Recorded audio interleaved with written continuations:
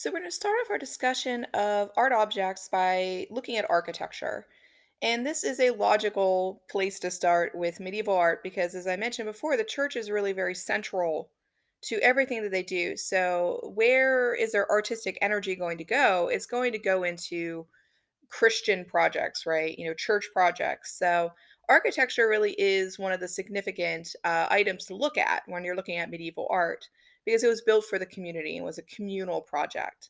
I'm going to show you the Church of St. Saturnin, and this is related to the martyr Saturnin, if you want to be very technical about the original name, before it was translated into the French. Saturnin is the Latin, the Roman, right? Saturnin is the French derivative.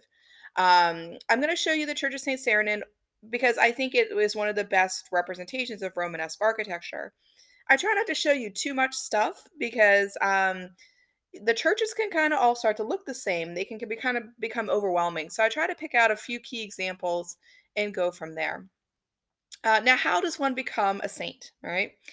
You become a saint by being martyred, right? You become a saint by being martyred. You are killed in some horrific way because you stood up for your faith. So with Saint Cernan, he was actually martyred by being drugged by a bull, and the dragging of the bull of his body by the bull through the streets, right? Basically pulled it apart, right? Dragged him along and killed him. So again, when you talk about how saints become saints, it's always in this horrific way, like they were, beheaded or they were burned alive or they were flayed, their skin was taking off. So you had to suffer to become a saint, and you have to suffer for Christianity, right? You have to suffer for that. I wanted you to think about the aerial shot of this church, right? Before we look at the plan, I wanted you to think about that it looks like a cross, right? It looks like a cross that you would see from the heavens. And again, this sense of, the church being the heart and soul, right, of the community. Here's an image, right, from the time period that shows you the martyring of Saint Saturnin. So if you're curious as to what this may have looked like, right, he was actually tied to the bull. Some stories say to the tail. Some, the image here shows him yoked to it, and then pulled through the streets, right, and basically killed in this fashion, right? So pretty gruesome stuff. Here's the plan of Saint Saturnin. Again, you saw the aerial shot, right? So thinking about it looking like a cross. We call this the cruciform plan. It's basically taking the axial plan that we looked at previously and expanding on it a bit. You have that same kind of straightforward down to the altar orientation, but now you've added what we call a transept or a crossing. And it literally makes, a cross, right, when you look at it. So we think of the plan as looking very symbolic, right? So the cruciform plan is sort of a continuation of the axial plan, but making it look like symbolism, that the cross can be seen from the heavens. Another thing that was innovative with this church, right, is that it was built to accommodate pilgrims. Pilgrimage is a huge part, right, of what is being done at this time period as far as Christians coming through and looking at these relics and reliquaries. So, one of the things the churches realized is that, they couldn't let pilgrims into the church while a church service was going on. It would have disrupted what was happening. So, you'll notice what they did, which is really smart, is they added another aisle. So, we talked about how the nave, this space here, was sacred space, and the worshipers would stand in the aisle. Well, the aisle used to terminate, right? And you couldn't go anywhere else. They added a second aisle, so you'll notice that you can come into the church, move through the space, right? And then go back out again, never disturbing the people who might be there for church service, right? So the added aisle moves the whole way around the church and then out. So pilgrims could come in to the structure, move through, stop, look at a relic, right? Oh, okay, that's nice. Behind the altar they go, and then back out again. And I would jokingly say, and they would exit at the gift shop. Because remember how these communities functioned, it was about faith, but it was also about money. So just like today, if you go to Disney and you get off a ride and you're in the gift shop, right? You get off the Pirates of the Caribbean and you're in the gift shop. Well, you would exit at the gift shop here. We're pretty sure. Um, and again, what were these people coming to see? They were coming to see the different relics and reliquaries. Saint Saturnin was famous for having the second largest, right? Store of relics after the Vatican, which is of course in St. Peter's in Rome. So this church had a lot of relics, right? Some of the most famous ones, though, were a thorn from the crown of thorns, right, from Christ's crucifixion, and of course, a piece of the true cross from the crucifixion. So this is a place that was pretty important on the pilgrimage route because of what it held. So pilgrims would come here expecting to see these items and be able to interact with them. And again, as I already mentioned, the second largest collection of relics after the Vatican. So it was a big deal as a church. Um, I think I read that there's 128 relics here. 130, of course, if you count the true cross, right, and the thorn. So a lot of relics, right? I also want you to be thinking about the design of these churches, not just the plan, but also the actual built architecture. And in Romanesque churches, you'll notice one of the reasons Romanesque still kind of holds on, or Roman style as a term still holds on, is the use of the barrel vault, which of course the Romans created. Now, here's the thing though, Romans were using concrete, which was a Roman invention. During the medieval ages, the recipe for concrete was actually lost. So, this is all cut stone. The dynamic of cut stone, of course, is going to change what you can do architecturally. It's much heavier, it's much more prone to, falling in if you have too much weight. So, architects of this time had to think very ingeniously about how to support the extra weight of having cut stone. You'll notice here in the Romanesque, they haven't started using any kind of buttressing systems yet on the exterior. We'll talk about that in the Gothic. And so the architecture you'll notice is pretty severe. It needs a lot of support to hold this amount of verticality or height. And so you'll notice that there is still a lot of heaviness in the architecture. I always say it's a very dark architecture because you need so many interior structures, right? All these arches going down and support beams going down to hold up the verticality of the structure. So you're not going to see a lot of light in a Romanesque church. It's going to be a fairly dark affair. Now, when we get to the Gothic, they're going to have buttressing systems and they're going to have stained glass. So you'll immediately notice that the church looks lighter, it's more light filled. It just has a different vibe to it. So if you see Roman barrel vaults and you see this heaviness of architecture, you're pretty much sure you're in a Romanesque church. If you see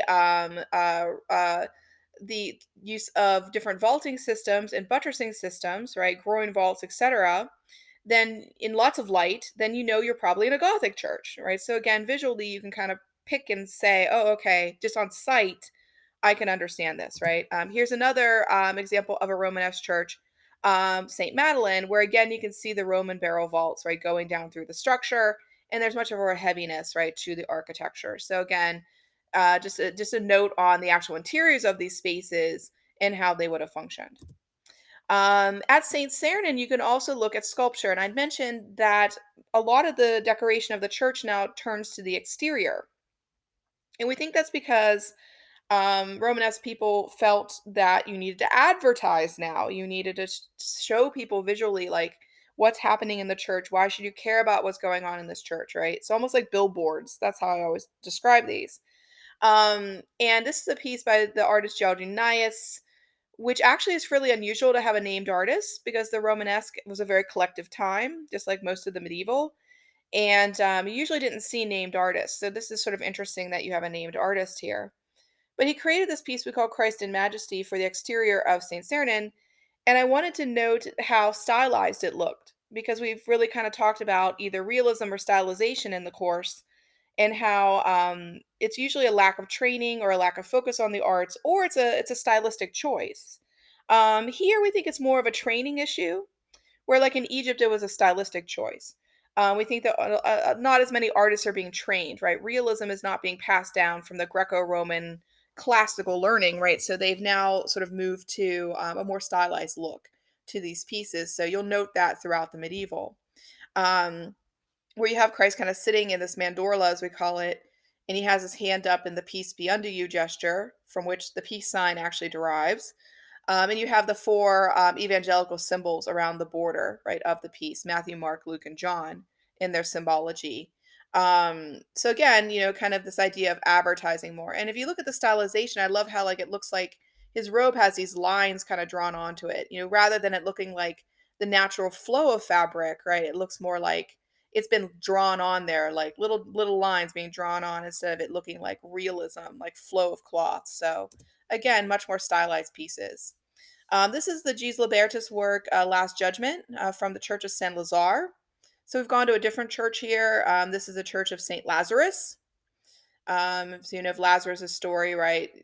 Dies and comes back to life, right? So Saint Lazarus during this time was actually a very popular figure because of this idea of resurrection, because the year 1000 is closing in, right?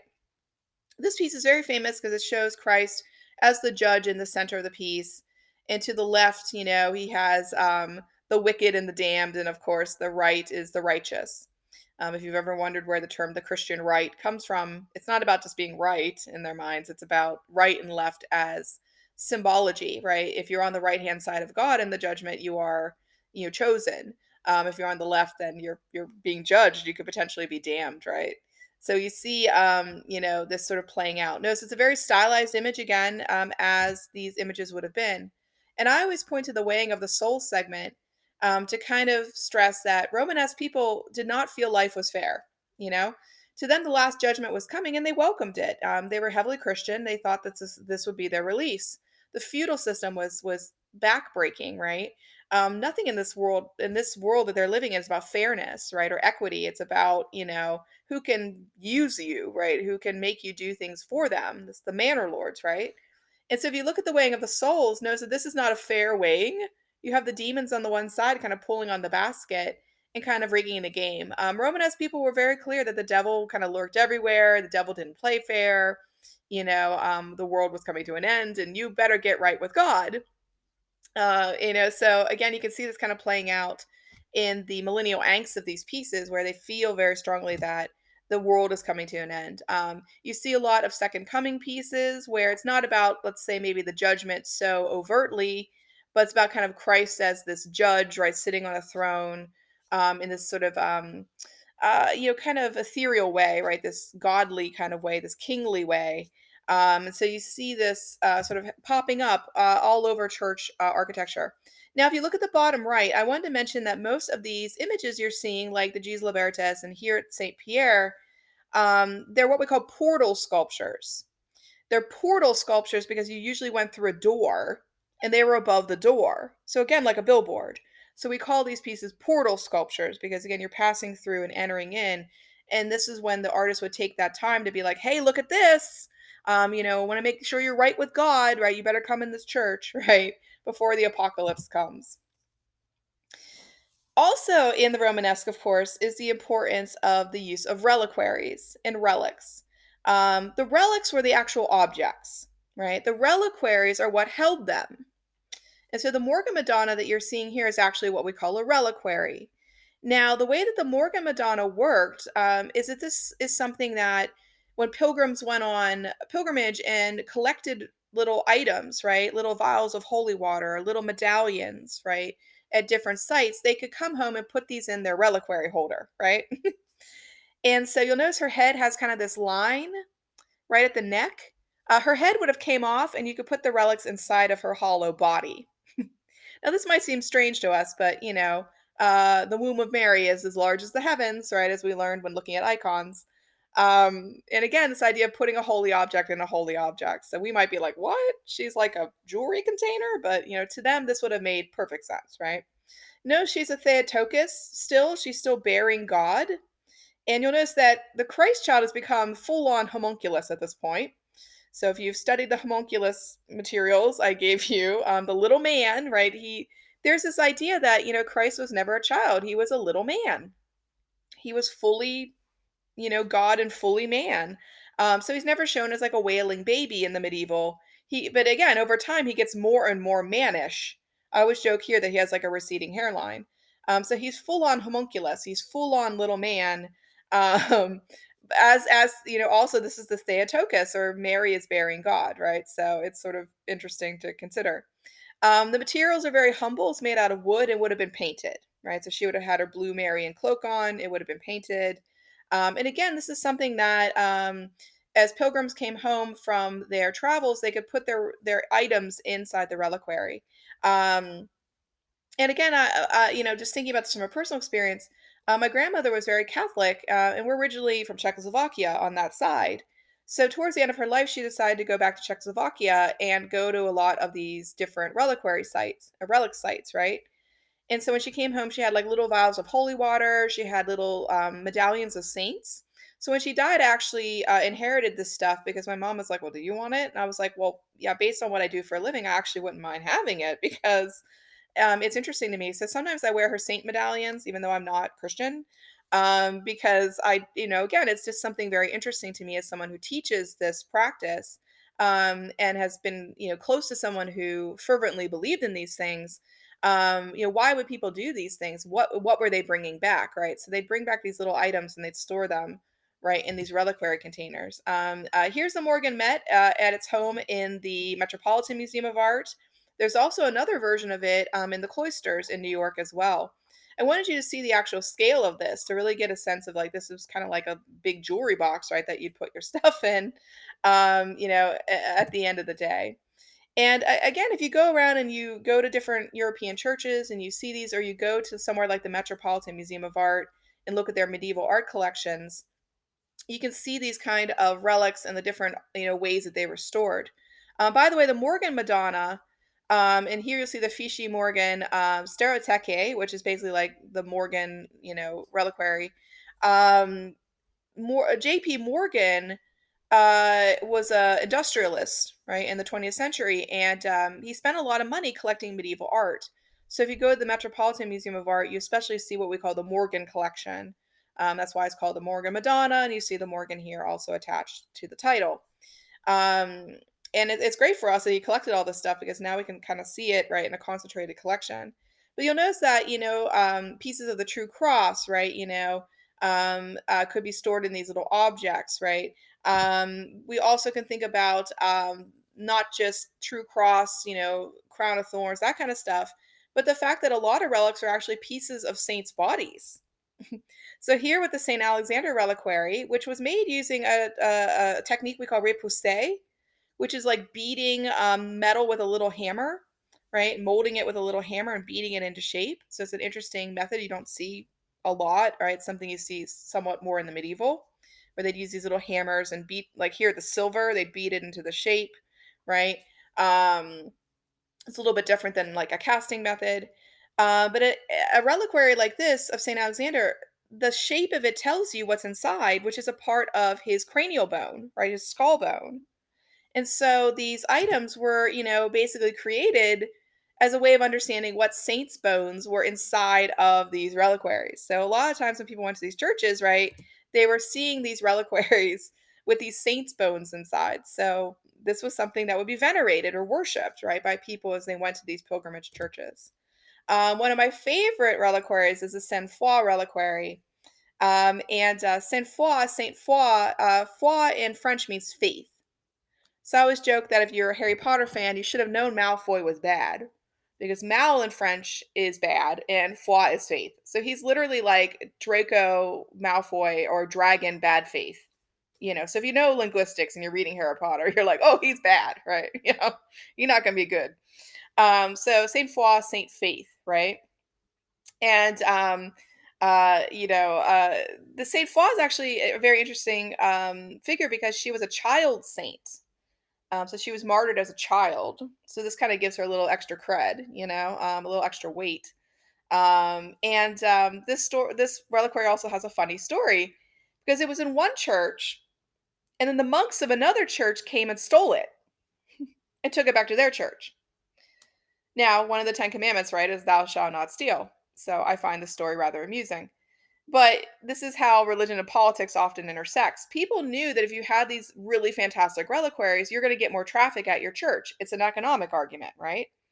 And so the monks who stole it, they said, well, we were directed by God that Saint Faith actually wanted to be at our church, not the other church. So I'm like, oh, that's a good one, right? God told you to steal it. So again, it's a sort of a funny story about this reliquary and its background. The final thing I want to mention before we end Romanesque is that one of the things we'll talk about more going into the Gothic is the idea of chivalry. So I wanted to show you what we call an initial page here as we conclude our discussion of the Romanesque. And on it, you'll see this knight trying to slay a dragon. If you've read any kind of medieval literature, you know that feudalism gives rise to, these knights and lords and ladies, and, this idea of chivalry and magic and mysticism through like the Arthurian tales and such. So you have this knight here, and he's killing the dragon. But I wanted to show you really how the feudal system worked because you can see it at work in this image if you look close and really spend some time thinking about what's going on here. Notice the knight is standing on the shoulders of his servant, right? His serf. And he's, flourishing his sword, but who is actually killing the dragon? It is the serf, right? So he's like, got it. Don't work yourself up there, sire, right? I got it, right?